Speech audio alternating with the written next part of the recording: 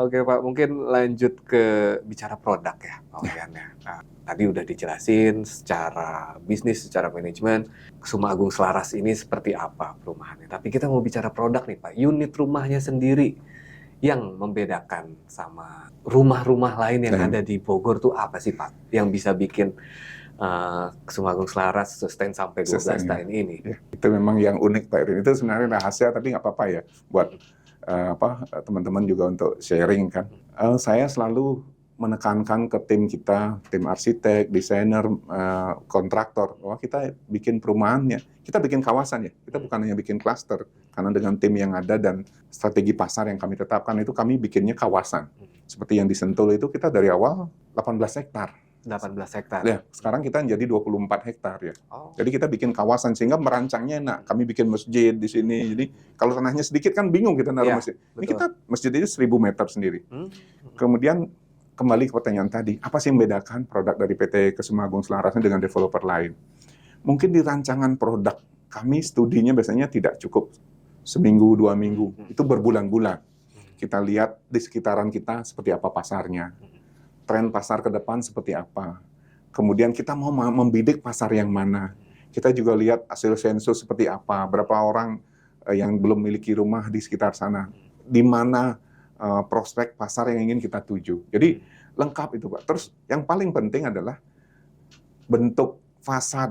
Kemudian layout dari rumahnya yang kekinian itu seperti apa. Jadi harus update terus itu Harus. Kita kan punya tim untuk kita setiap. Satu lagi mungkin ya Pak, yang agak berat untuk diikuti kalau nggak fokus. Tim saya itu wajib meeting seminggu 2 kali, Senin dan Kamis. Senin all team, marketing segala macam kita meeting di kantor pusat. Kamis juga gitu, leadernya kita panggil.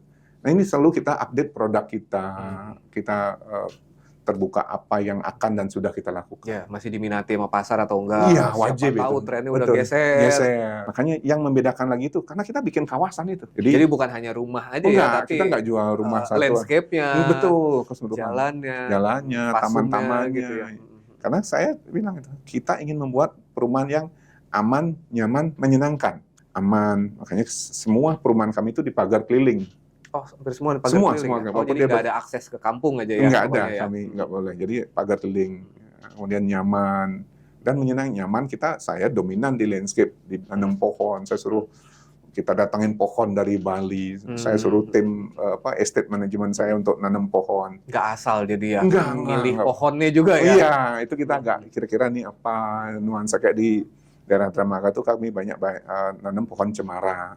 Kalau di Dramaga konsepnya Bali ya? Atau enggak, kita nggak ada. Karena nggak ada itu ya? Nggak ada konsep Bali, tapi tamannya kalau orang masuk, kok nyaman ya? Itu udah kena.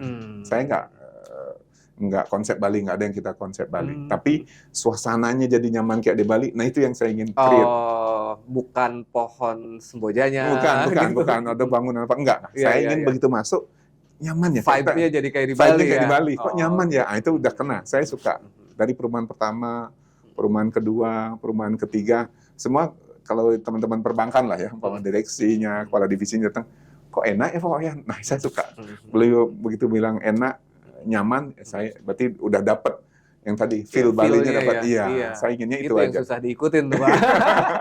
Itu perlu. Karena ada personal touch di situ ya. Iya, betul. Kita juga tim, kebetulan arsitek saya suka, beliau orang Jawa, tapi suka juga dengan hal Bali. Makanya nyambung. Ini udah masuk belum? Kalau di Bali itu, kalau di nasional kan bilang Feng Shui ya. Kalau kami di Bali bilang Asta Kosala Kosali, tata letak dari bangunan segala macamnya.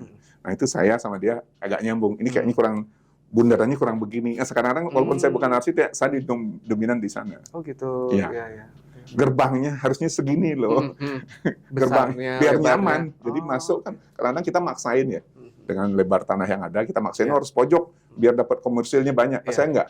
Saya hitung feel-nya dapat enggak. Jadi QC terakhir tetap di Pak Wayan ya?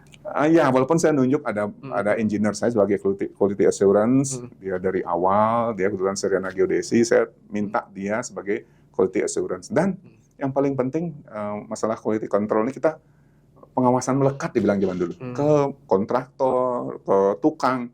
Saya kalau ke proyek, hal mendasar yang saya sapa, suka saya jalan ke tukang kontraktor ya, bukan tukang kami. Gimana Mas, Mang, gajianmu lancar? Alhamdulillah, sampai ke Pak. situ ya. Saya itu. Sampai ke situ ya. Itu yang hal mendasar.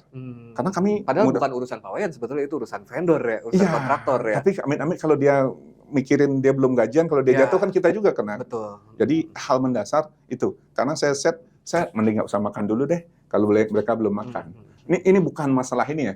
Bukan nanti dia pencitraan, bukan. Itu masalah prinsip hidup mungkin ya. Anak buah saya juga hafal. Jadi karena saya nggak pernah telat juga bayar ke kontraktor. Jadi kalau sampai kontraktor kita malah agak aneh, Pak, mohon maaf di PT KAS ini.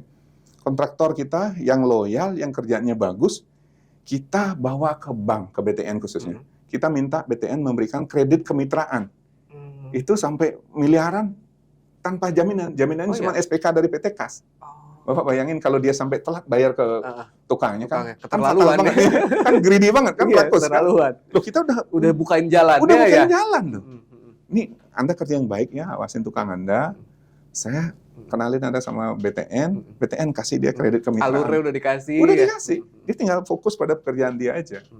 Seperti itu sampai luar Pak Irwan. Jadi enak banget berarti jadi kontraktor di situ ya. Tapi kan banyak saya nuntut. Ya. Fasilitas pekerjaan. Jadi pekerjaannya harus bagus. Ya, jadi dikonversinya ke kualitas ya. mutu. Kita udah nggak bicara budget issue, tapi udah tinggal kualitas aja. Betul. Kita juga material kayak kita pakai kloset kita yang bagus-bagus. Ya. Itu saya dominan. Pakai yang bagus. Timeline-nya juga jadi kejaga. Nggak molor-molor. Betul. Gitu ya. Itu kan masalah timeline kan kadang-kadang komitmen kita ke perbankan, ke calon konsumen kan. Dan ke OPEX juga, Pak. Itu kan terus nambah bergulir. sebulan 2 bulan udah lumayan. Bergulir kan biaya kita. Betul, itu yang kami jaga. Ada porsi-porsi besar yang memang harus kami jaga hubungan baik dengan bank karena itu berpengaruh ke itu prinsip ya, Pak ya. Prinsip.